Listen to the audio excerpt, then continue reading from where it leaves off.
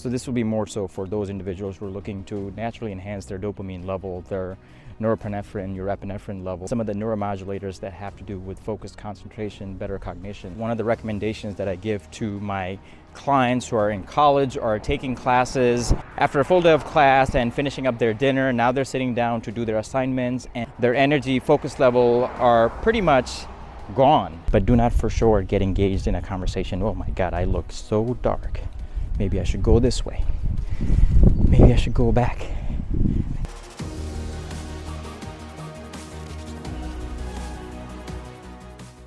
My name is Amir Nabil. I'm a nurse practitioner in psychiatry and the principal owner of Half Full Psychiatry. Well, my day job when I'm not walking outdoors, of course, include treating clients with medication management and or psychotherapy in the field of ADHD, depression, anxiety, and OCD. Today's topic would be exposure to daylight, and of course that has to do with, no surprise, being outdoors walking.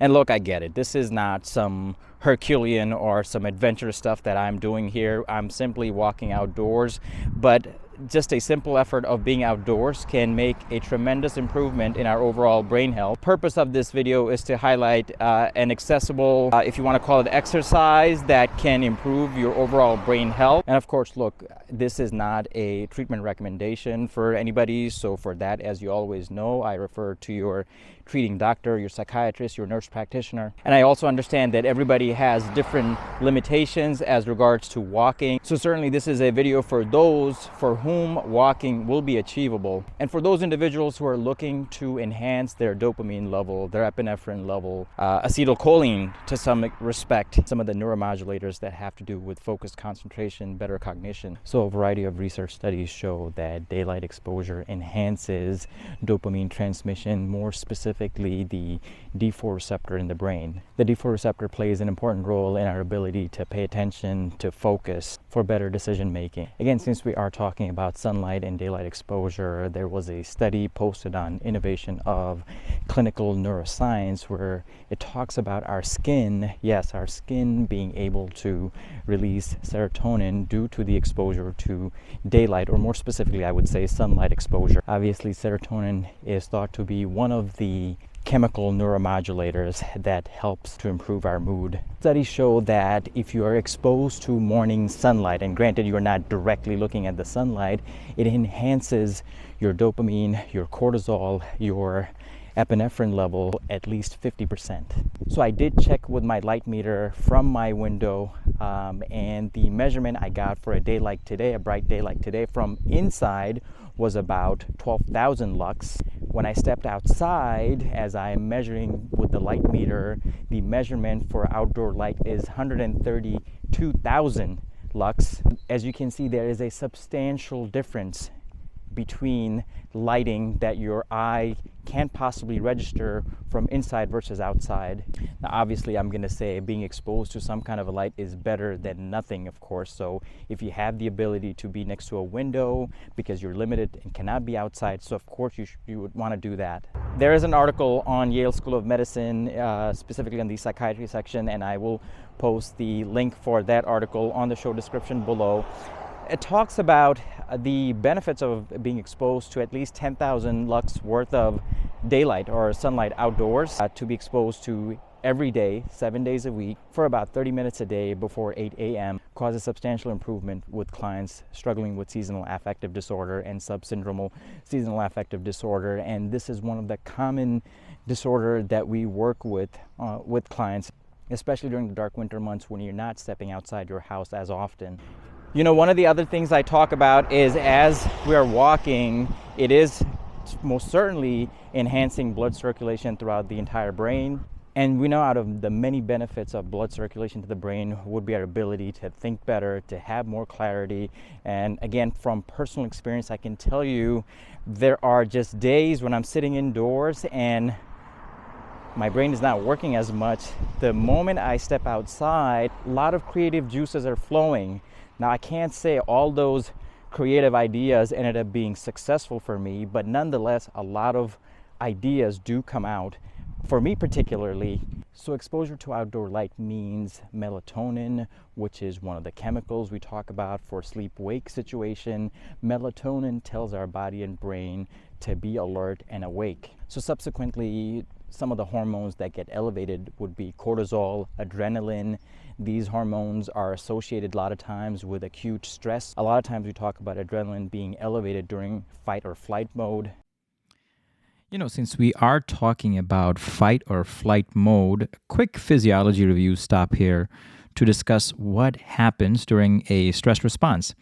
Thanks to Doodly here. When we perceive a stressful or highly stimulating event, part of the brain known as the amygdala, which is displayed here, senses the stress and sends a distress signal to the hypothalamus.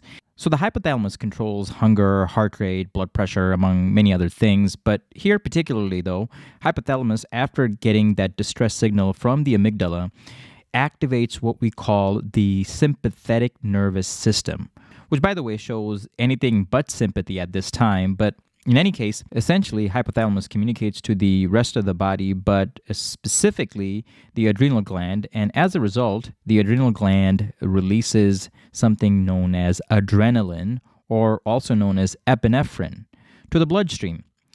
The initial surge of epinephrine plays a role in our high focus, alertness, concentration ability. Now, after the initial surge of epinephrine, hypothalamus releases corticotropic releasing hormone, also known as CRH, to the pituitary gland, which then releases adrenocorticotropic releasing hormone, which then signals to the adrenal glands this time to release the hormone known as cortisol.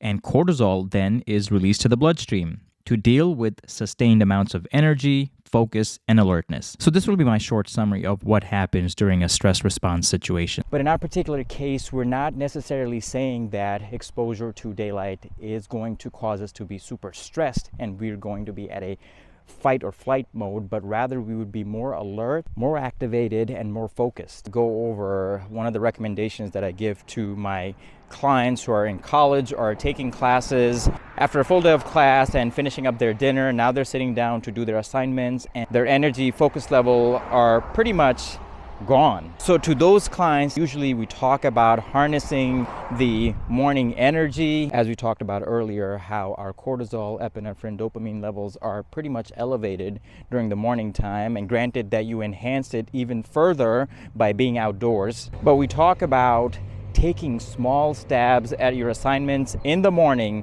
in between your classes. Let's just say you have a 10 a.m. class and then you have another class at 12:30 p.m. and let's just say you have about 15, 20 or even half hour of a break in between your classes. I highly recommend, rather than stopping by the cafeteria or hanging out with a bunch of friends in the morning, rather take that 20 minutes or half hour and start taking small stabs at your assignments. And a small stab at your assignments could mean, let's just say you have a paper due in a month. Can you spend about just 5 minutes to make a just rough outline that may not grammatically make any sense at all, but that will start putting some ink on the paper. So after that 5 minutes of your paper assignment or the paper that you have due, you can go ahead and move on to a reading assignment, rather than putting yourself under immense pressure that you have to finish 10 pages of reading in one sitting.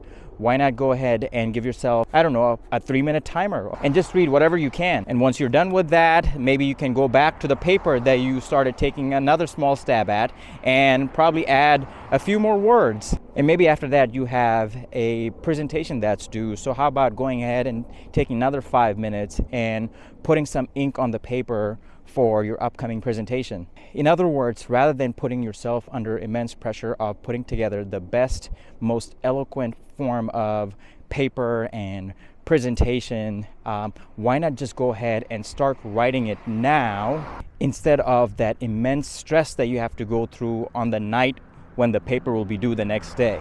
But more importantly, if you start taking small stabs in your assignments, well, you're going to find that when you sit down to do your assignments in the evening, the amount of work you have to do is obviously much less. The amount of mental stress is not as much. And as a result, the amount of social time you can have with your friends would be substantially more and meaningful. And what you have done essentially is you have utilized your brain power early part of the morning to tackle some of the most difficult tasks. And as the day progressed, in the evening time, socialization as opposed to doing assignments does not need as much of an effort.